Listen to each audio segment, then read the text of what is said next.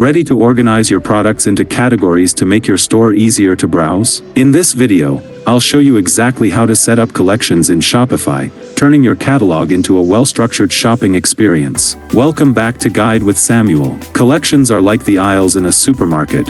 They help customers find what they're looking for quickly. Setting them up is a key step for improving your store's navigation and sales. First, from your Shopify admin, go to Products and then Collections. Click the Create Collection button. You'll start by giving your collection a title and a description that helps with SEO. Now, you'll encounter the most important choice: manual or automated. A manual collection is where you handpick each product. This is great for small, curated lists like summer favorites or staff picks. An automated, or smart, collection is where the magic happens. You set conditions, and Shopify automatically adds products that match them. For example, you can create a collection that includes all products tagged sale or where the price is less than $50. Once you've set your conditions and saved the collection, you need to add it to your store's navigation. Go to Online Store Navigation. Edit your main menu or footer menu, and add a new menu item that links to your newly created collection. A crucial pro tip: